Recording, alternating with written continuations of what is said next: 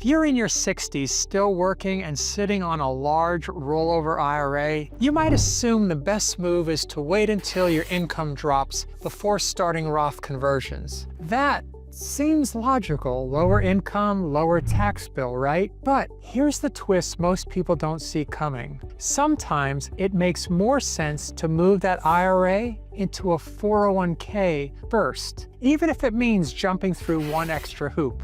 Why? Because in doing so, you get more control over your tax bill, you delay your RMDs, and you unlock strategic options that simply aren't available in an IRA. Let me show you why this unusual move might be the smarter long-term play, especially if you're in your 60s and still earning good money as a consultant or through part-time work. Hi, I'm Mark Wisniewski, President of Southern Incomes. I work with pre-retirees and retirees to help them turn their savings into tax-efficient, dependable income for life without guesswork or gimmicks. Today, we're breaking down a very specific strategy that could give you more flexibility with your Roth conversions, delay your RMDs, and potentially save you thousands in retirement taxes. If you're navigating a similar situation, especially with multiple accounts and high income, book a call with me using a link below and let's build a strategy that actually fits your retirement timeline. Now, let's break it down. 1. In-service Roth conversions may be an option. Let's say you're still working, maybe as a part-time consultant or even full-time, and you've got a sizable IRA from a previous employer. Most people don't realize this, but some 401k plans allow what's called an in-service Roth conversion. That means you can take money from the pre-tax side of your 401k and move it into a Roth 401k, or even out into a Roth IRA without retiring. Why does this matter? Because if your current 401k allows in-service conversions and you roll your old IRA into that 401k, you now have the option to start converting portions of that money to Roth while you're still working on your terms. And here's the kicker. Most traditional IRAs don't allow that kind of flexibility unless you've hit a triggering event like 59 and a half, or you're retiring, or you're meeting some other certain criteria. So if you want to start Roth conversions sooner, especially before your income drops, moving your IRA into a 401k with in-service conversion features could open up planning opportunities you simply wouldn't have otherwise. It is not about converting everything all at once. It is about opening the door to start converting strategically, year by year, before RMDs kick in and your tax picture grows more complex. What if you don't have a 401k? You might be thinking, Mark, this sounds great, but I don't have a 401k anymore. I just got my rollover IRA sitting there from a previous job. That's a common situation, and the good news is you don't need to already have a 401k in place to use this strategy. If you're self-employed or you're doing consulting work, you can open up your own 401k, often called a solo 401k, under your business. From there, the process can look something like this. So you open a new 401k through your business, and then you transfer your rollover IRA into that new 401k. And now you have full control over how and when to start converting those dollars to Roth. This gives you a destination for your IRA and unlocks all the strategic benefits we've already talked about, like in-service Roth conversions, RMD flexibility, and better control over your tax planning. If you don't already have a 401k, we can help you open one. It's a straightforward process, and it gives you access to planning tools that most retirees never realize they can use. 2, more control over the timing and the amount of the conversions. Another benefit of using 401k as a Roth conversion bridge is control. Some 401ks give you precise control over how much you convert and when. That can make a huge difference if you're trying to stay in a certain tax bracket to avoid triggering things like IRA surcharges on Medicare. Let's walk through an example. So suppose you're 63 and you're doing consulting work. Like many consultants, you've got variable income. Maybe one year you're making $220,000 and another year it's $140,000.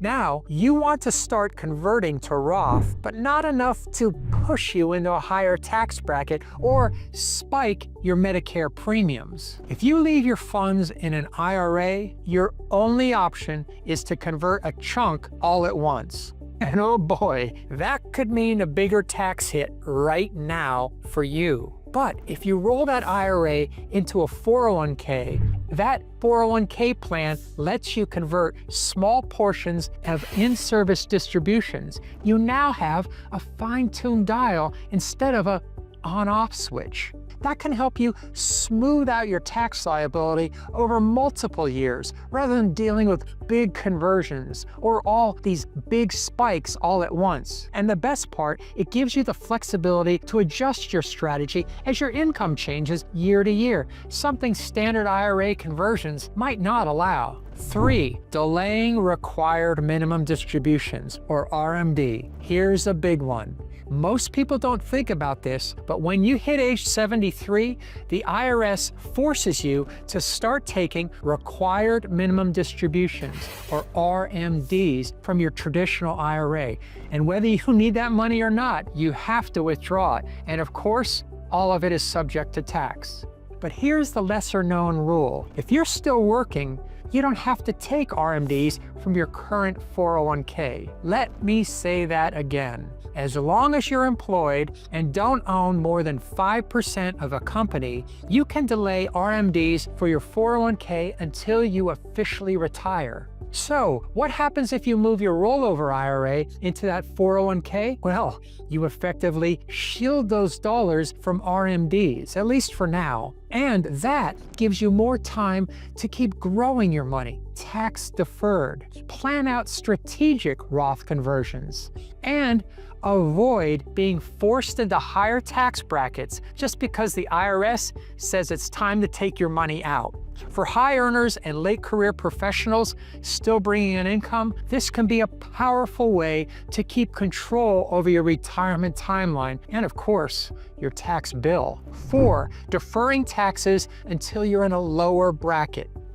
Let's be honest, converting IRA money to a Roth while you're in a high income year, that can sting. You're essentially volunteering to add more income on top of your already high income and pay tax on all of it right now. That's why many people say, I'll just wait until I retire when my income drops and I'll do conversions then.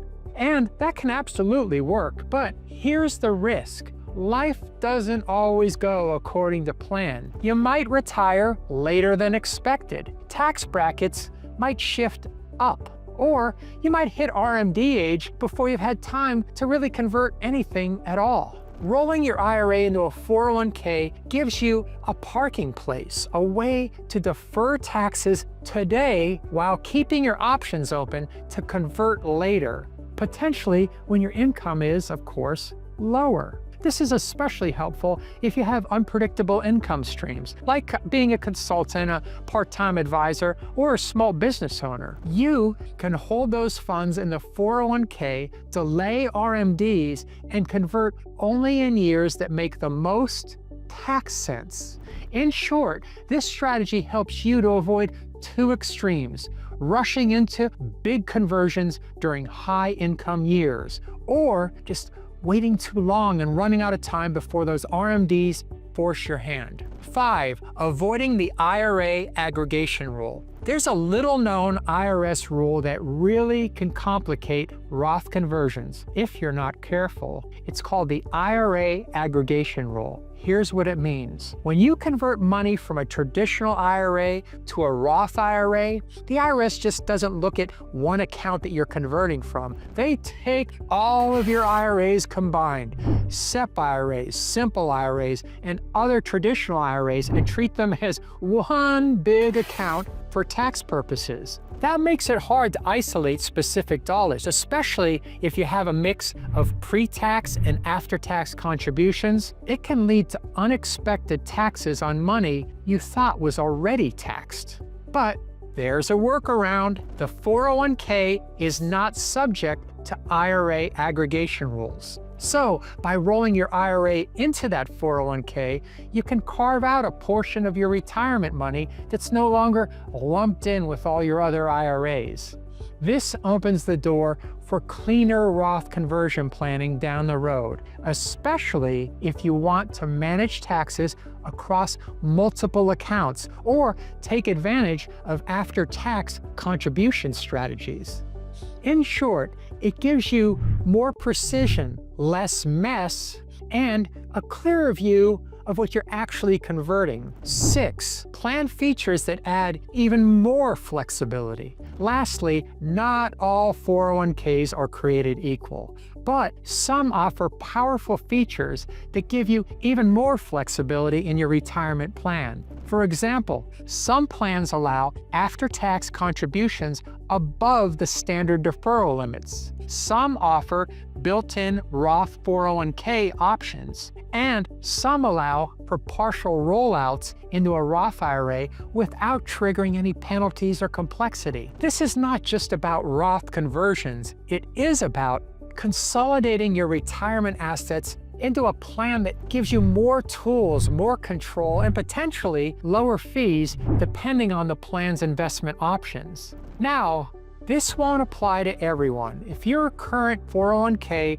is limited or doesn't offer some of these features, the strategy might not make sense. But if you're self-employed or working for a company with a robust plan, it might be worth exploring whether your 401k can do more than just help you defer taxes. Because remember, the more flexibility you have now, the easier it becomes to adjust your income, manage your taxes, and protect your retirement later on.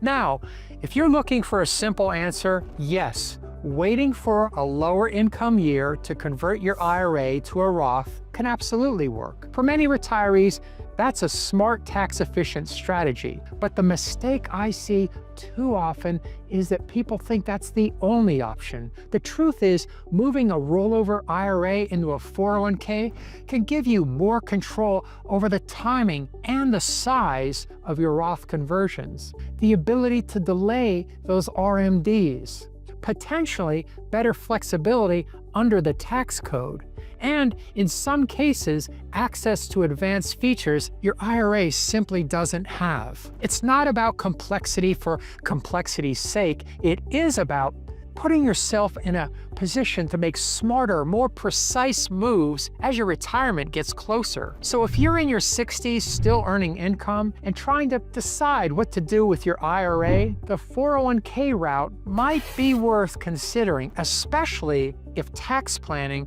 is high on your priority list. If you want help figuring out whether this strategy makes sense for you, or how to build a retirement income plan that actually fits your life, your taxes, and your goals, book a call with me using the link in the description. We'll walk through your current accounts, your income plan, and help you map out smarter steps for years to come. Thanks for watching, and I'll see you in the next one.